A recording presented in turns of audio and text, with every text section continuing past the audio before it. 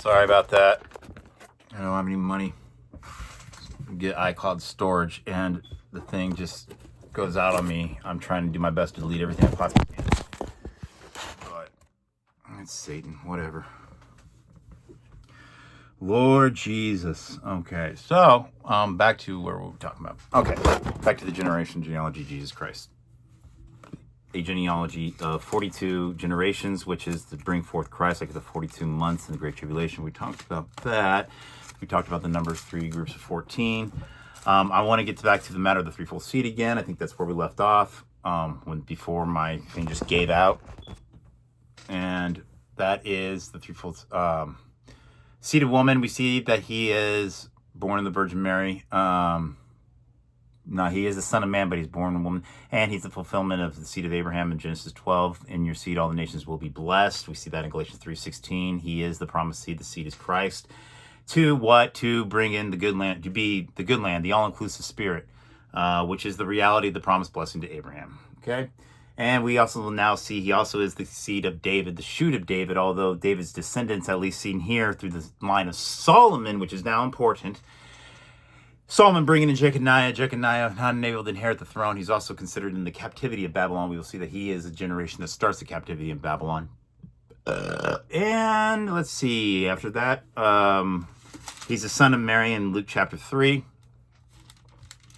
which is a different genealogy. Now, this brings me to my point. Okay. Christ is one with two genealogies. He has a genealogy in Matthew. He has a genealogy in Luke. There's nobody who has these two genealogies, and they're both important to show that he is the king and a genuine man, respectively. So here we have 48 generations back from Christ to Abraham. In Luke chapter 3, we have 77 generations from Christ all the way to Adam. Okay? Now, there's a difference, though. Here we have Christ at the end. Luke 3, we have Christ in the beginning. Now, Christ in the beginning is, or so it was thought, who was the son, or so it was thought, the son of Joseph, the son of Heli. Here in this genealogy, it's Joseph, the son of Jacob. So who was his dad? Well, Jacob was his actual birth dad. But for the sake of creation Christ all the way back to the man, he took Mary's dad, Heli, this is Luke, he took this, and had him be the dad of Joseph to show his proper lineage as a human being all the way back to Adam. 77. We have 77. 77 is an absolute, total completion. In a sense, it almost has an eternal aspect to it, although the number 7 is there. Okay? Of all creation. We'll see Lamech, 777 years old, or something like that. Okay? We'll get there in Genesis 5.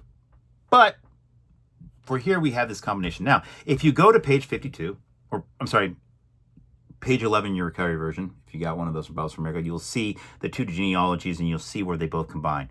It's absolutely incredible. In order for Jesus to be born, there had to be a recovery back to Babylon. There had to be a temple being built.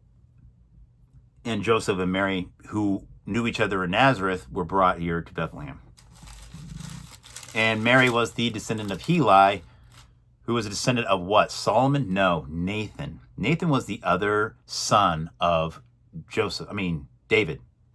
And through the lineage of Nathan came Mary, who was born Christ. And thus we have this matter of he is the shoot of David.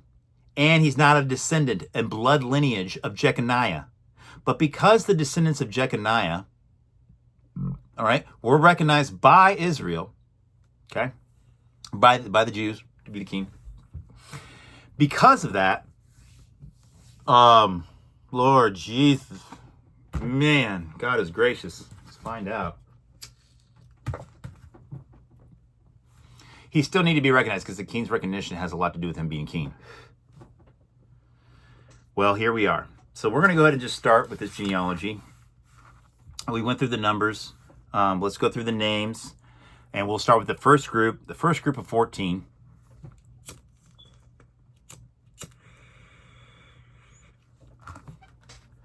And we're going to start with Abraham begot Isaac, Isaac begot Jacob. So here's the first three, starting with Abraham, Isaac, and Jacob. Now, we all know that this is a type of the triune God in his working salvation in humanity. Abraham signifying the Father, Isaac signifying the Son, Jacob signifying the Spirit. But let's go into more details of how that is related. Because I'm the God of Abraham, Isaac, and Jacob, I'm the triune God, Father, Son, and Spirit.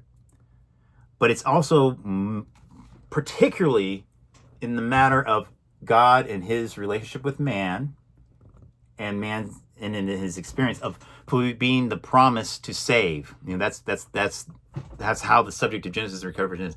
And Jehovah promised to save in his full salvation, the triune God in his salvation. Well, the first thing he does in his salvation is calling. Now, according to Stephen's account in Acts chapter 7 with Abraham, it was the God of glory appeared to Abraham when he was in Ur of Chaldees, in the land of idols. And by his appearing, he called Abraham, come out of your father's house, the land in which you dwell, and I will bring you to a land. Let's read it. Genesis 12. This actually comes in a few times here, but this promise is given to Abraham, Isaac, and Jacob as well. In your seed, all the nations be blessed. Let's check it out. Now, this is Genesis chapter 12, verse 1 through 3. Now, Jehovah said to Abram, go from your land and from your relatives and from your father's house to the land that I will show you. Father's house, father Terah died, but Terah brought him out of Ur Chaldees to Haran. But here, it's almost like Abraham is dragging his feet here. And he's bringing a lot of things with him to answer God's call. And this is our experience. The God of glory, God himself, God the Father, appeared. It's God ultimately as the source, the appearing, the calling to Abraham, appeared to him and said, come out, go from your land and from your relatives, from your father's house to the land I will show you. I will show you. Now, this is a matter of faith. He hasn't seen it yet. He hasn't seen this land, and I will show you. So it's a matter of being called and ultimately justified by faith. Why do we say justified by faith? Is the Father? I thought that there was the Son who accomplished redemption and justified us. Well, the justification of the Father is the Father's justification of us based upon his Son's redemption. Based upon the Son's redemption. That's why it's justified before God. And this is a matter of faith. Now, Abraham, Isaac, Jacob. What about Isaac? Isaac, very short biography, not much happening to the guy. He represents grace, also the son, Why do we say that Christ is the reality of Isaac? Well, the generation of Jesus Christ, son of David, son of Abraham. So this is the first one where we can see, okay, there's definitely a type of Christ here. He's the real Isaac. And Isaac's story is really just a matter of just enjoying it. He didn't not much suffering going on in his life, just enjoyment, because he was the fulfillment of the promised blessing. Because his name, meaning laughter, is for the joy of the nations and joy of the whole universe. It is the opposite of affliction, which Ishmael was also born to Abraham through Hagar. It's the opposite of that. It's laughter. And laughter is all a matter of grace, and really because grace came through Jesus Christ. And grace is really just God himself enjoyed by us. Ha ha ha ha. All right, now the next name is Jacob. Now, as I mentioned, the triune God is seen here, Abraham, Isaac, and Jacob. But Jacob in particular is the matter of the transforming spirit. Half of the book of Genesis is dedicated to this man. And it's stories about him getting dealt with, his outward experiences,